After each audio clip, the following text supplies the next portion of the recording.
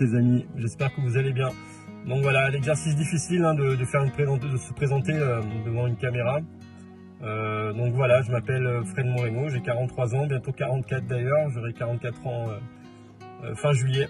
Et ouais, le temps passe vite. Donc voilà, deux dates très importantes pour moi, fin août 2020, où tout a basculé, et fin octobre 2020 également, le retour chez ma mère et mes grands-parents.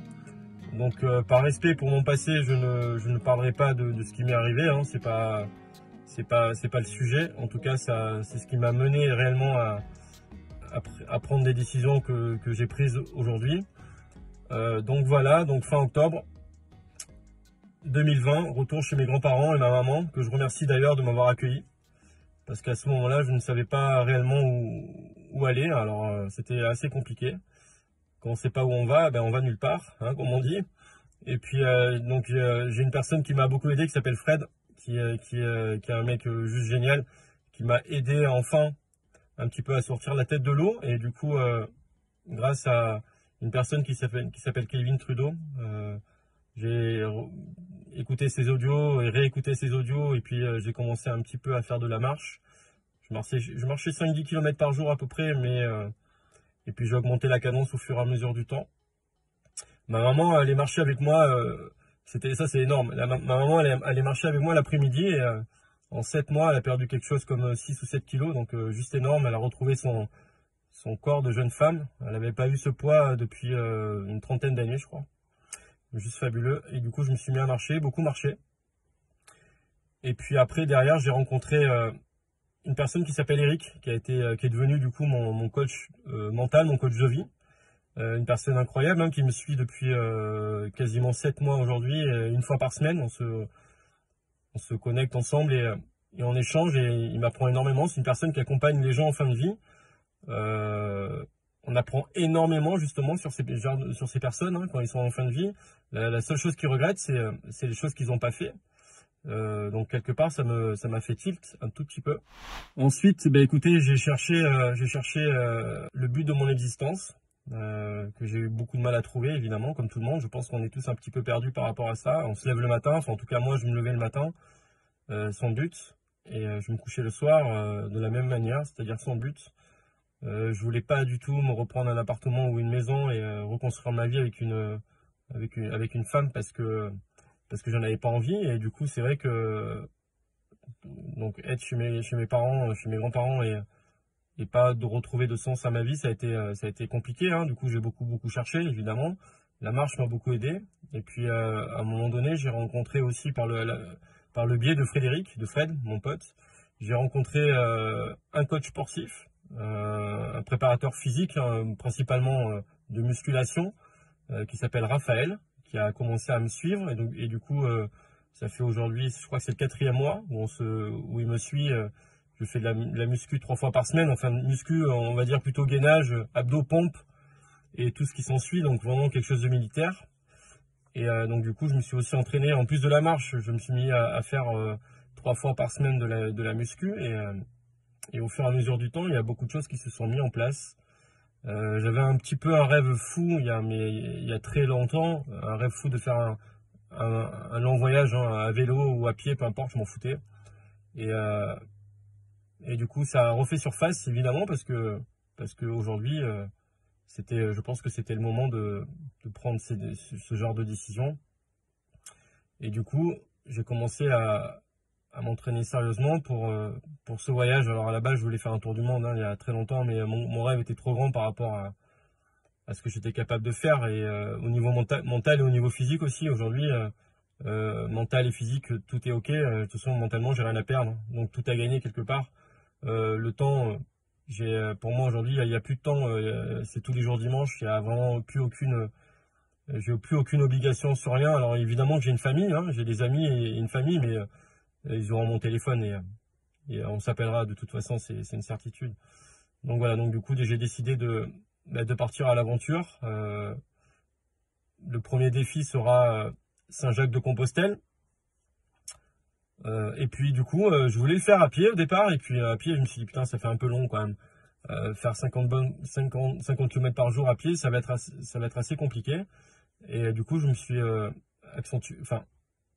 je me suis dit, le vélo, ça c'est un bon compromis au niveau du temps et de la vitesse. Du coup, 50 km par jour de vélo, c'est largement faisable. Je pense que j'en ai la capacité. Du coup, je suis allé acheter un vélo. Et donc, j'arrive à Solespan. Ça s'appelle Bike Sous Blanc. C'est un magasin de vélo, évidemment. Et donc, je suis rentré dans ce magasin et je leur ai expliqué un petit peu ce que je voulais faire, etc. Et puis, on a sympathisé assez rapidement. Et puis, c'est devenu des gens que j'aime énormément. C'est vraiment des gens très humains. Donc, ils m'ont conçu le vélo spécialement pour moi. Donc évidemment avec un sponsoring, alors que j'avais réellement rien demandé. C'est des gens qui ont un cœur sur la main énorme. Et du coup, ils s'appellent Cédric et Cyril, ou Cyril et Cédric, peu importe l'ordre. C'est deux personnes qui sont juste humaines et juste incroyables au niveau du cœur, de leur cœur. C'est vraiment des gens vraiment d'exception que j'ai eu la chance de pouvoir rencontrer pendant ce chemin finalement. Et donc du coup, voilà, c'était quelque chose de fabuleux pour moi. Donc là, le départ est annoncé, je partirai le 31 de Toulon en train jusqu'au Puy-en-Velay. Et puis je descendrai jusqu'à Santiago de Compostelle, il y a environ 1500 km. Ce sera mon premier défi. Alors je ne sais pas comment je vais revenir, mais en tout cas pour l'instant, l'idée c'est de faire ce défi. Alors j'espère le réaliser, hein. Je peux tomber, je peux me casser la jambe pendant ce voyage. Mais dans l'idée, j'espère réellement le réaliser. Ce sera mon premier défi. Et puis derrière, je cherchais quand même un sens à ma vie, à redonner un sens un petit peu à ma vie, etc. Et j'ai toujours eu envie d'aider mon prochain, simplement aider mon prochain. Donc m'aider moi d'abord, hein, évidemment, parce qu'on peut pas aimer les autres si on s'aime pas, je pense. En tout cas, c'est mon point de vue. Et donc du coup, on a décidé avec mon meilleur ami Fred de créer une association qui va s'appeler aussi Esperanza. C'est une association qui va œuvrer pour les sans-abri dans un premier temps. Alors pour l'instant, on est vraiment axé sur les sans-abri pour leur donner un hiver un peu plus doux l'année prochaine et pour leur donner un petit peu la dignité, parce que moi je pense que les deux choses les plus importantes dans la vie, c'est donner de l'amour et donner un petit peu de son temps. Moi j'ai tout le temps, donc je pense que je vais faire des choses dans ce sens avec Fred. Donc voilà, on a créé une association qui sera officiellement ouverte à partir du 1er juin. Ça tombe super bien parce que je m'en vais le 31. Donc le lendemain de mon départ, du coup l'association sera créée. Et on va essayer de faire des choses ensemble qui vont nous dépasser, parce que je pense qu'on a besoin d'aider les autres. En tout cas, moi j'en ai réellement besoin aujourd'hui. On m'a aidé quand j'allais pas bien. Donc quelque part, c'est un retour aux choses. Alors aujourd'hui, je me suis détaché de tout ce qui est bien matériel, donc j'ai plus de voiture, j'ai pas de maison, pas d'appartement, donc j'ai plus rien, j'ai juste mon vélo. Ouais, donc j'ai juste mon vélo, donc mon vélo comme moyen de locomotion, et après j'ai un sac de couchage et un hamac comme maison. Donc voilà, je me suis clairement détaché de tout bien matériel. C'est un peu ironique par rapport à l'association qu'on vient de créer pour les sans-abri. Je suis entre guillemets un sans-abri, mais moi je l'ai choisi. Il y en a qui n'ont pas choisi, même si j'ai l'impression quand même que dans la vie, c'est les choix qu'on fait et non pas les chances qu'on a qui décident notre destin. Mais dans l'idée, c'est quelque chose que j'ai choisi, donc j'en assumerai les conséquences de toute façon. Et puis je pense que c'est quelque chose de fabuleux. Moi, écoutez, je suis tout excité de vraiment partir. Je suis en train de toucher réellement du doigt mon rêve, et ça, pour moi, c'est juste énorme. Donc voilà, je pense que j'ai fait le tour un tout petit peu de ce que je voulais faire. Il y aura sûrement d'autres défis. Donc on a créé une chaîne YouTube, Facebook, Instagram. Au départ, je voulais pas le faire. Je me suis dit ouais, moi je suis un peu en rebelle, tout ce qui est réseaux sociaux, j'aime pas, etc. Et puis finalement, la vie c'est quoi? La vie c'est simplement des partages. Pour moi, c'est un partage, la vie. Et si je peux partager mes aventures, mais mes aventures aussi, parce que je pense que dans ce genre de voyage là, il n'y a pas que du bon, contrairement à ce qu'on pourrait croire. Très souvent, entre ce qu'on imagine, ce qu'on pense et ce qu'on vit, il y a un monde, et je sais que ce sera le cas, mais je suis prêt à affronter tout ça. De toute façon, aujourd'hui j'ai plus rien à perdre, vraiment plus rien à perdre, donc c'est-à-dire que tout a gagné, donc c'est top. Alors, les amis, je vous embrasse, j'espère que les vidéos n'ont pas été trop longues, et puis à très bientôt sur la route. De toute façon, je vous enverrai des photos, des vidéos de mon voyage.